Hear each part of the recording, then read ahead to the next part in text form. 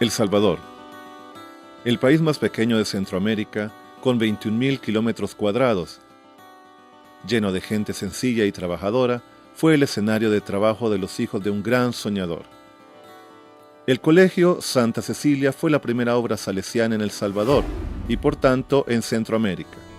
El Colegio Santa Cecilia tiene el honor de ser la primera obra salesiana en Centroamérica. Fue la sede del gobierno central de los salesianos en Centroamérica, en la base de la que salieron los grupos de salesianos que fueron a fundar a Costa Rica, a Panamá, por ejemplo, y a otros puntos de El Salvador como San Salvador o Santa Ana. 39 años después de la presencia santaneca, en 1942 se levantó el Templo de María Auxiliadora, un ícono de la ciudad de San Salvador, foco de espiritualidad y acción social en el barrio San Miguelito. Estamos en la obra salesiana aquí en San Salvador, que se llamaba antes Instituto Internacional Don Rúa y ahora se llama Parroquia María Auxiliadora. ¿Por qué se llamó obra salesiana Don Rúa? En honor al padre Miguel Rúa, que fue quien envió a los salesianos al Salvador. 15 años habían pasado y, en 1957, se construyó el Instituto Técnico Ricaldone. Desde entonces no ha parado de trabajar por la educación al estilo salesiano. Para el año 1957 se compró este terreno aquí en el Centro Urbano Libertad, donde habían unas colonias, era prácticamente el límite de la ciudad, y comienza a construirse los talleres. Posteriormente se construye el edificio de 3 plantas que fue destruido por el terremoto de 1986, y ahora pues tenemos el Ricaldone estructurado con esta parte de aulas. Los talleres, gracias a Dios, no sufrieron ningún daño. Y poco a poco hemos ido cambiando la infraestructura y la imagen de presentación hacia la comunidad. 25 años después de la construcción de Ricaldone, en el año 1982, el gobierno de El Salvador confió a los salesianos la gestión de la Ciudad de los Niños, un internado que acoge a niños y jóvenes, la mayoría provenientes de ambientes familiares conflictivos. Ciudad de los Niños es una obra de la cual los salesianos podemos estar orgullosos, contentos, porque son los jóvenes más pobres, son los de Don Bosco. Estos vienen de todo el país, de todo El Salvador, e incluso tenemos algunos extranjeros, tenemos jóvenes de Guatemala, de Honduras, y a ellos tratamos de darle educación, salud, una profesión.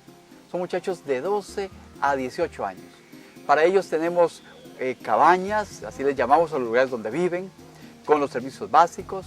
Luego tenemos enfermería para su salud, tenemos alimentación adecuada con menús, tenemos una escuela donde puedan formarse adecuadamente, tenemos como 8 talleres distintos, tenemos canchas deportivas, tenemos un montón de actividades. Es una satisfacción para nosotros, un orgullo para los salesianos y para El Salvador. Tan solo 3 años después de la Ciudad de los Niños, en 1985, nació el Polígono Industrial Don Bosco, una muestra de fe cristalizada en el trabajo tenaz que hace de sus habitantes pequeños empresarios. El Polígono Industrial Don Bosco surgió de los jóvenes del oratorio del antiguo Colegio Don Bosco. Con ellos nos reuníamos después de los partidos, nos invitaban aquí a la comunidad, conociendo el lugar, el barrio donde ellos vivían. Surgió la necesidad de hacer aquí, en el basurero de la misma comunidad, en el lugar donde ellos vivían, una respuesta al problema que ellos vivían, el problema laboral y el problema de educación. 2 años después, en 1987, se levantó la Ciudadela Don Bosco en la populosa Soyapango. Soyapango es una zona dura, pero los salesianos han logrado tener una influencia en el 65% de los jóvenes del lugar. Nos preguntamos a veces por qué nosotros decidimos venirnos aquí a Soyapango, porque evidentemente había opciones mucho más halagadoras desde el punto de vista simplemente de inversión económica. Cualquiera no hubiera pensado posiblemente en Soyapango para invertir, ¿qué te diré? Tal vez estamos hablando de 30 o 40 millones de dólares. Todo parecía indicar que la obra de Don Bosco en El Salvador estaba concluida. Pero 17 años después, en el 2004, se entregaron formalmente a los salesianos los polideportivos.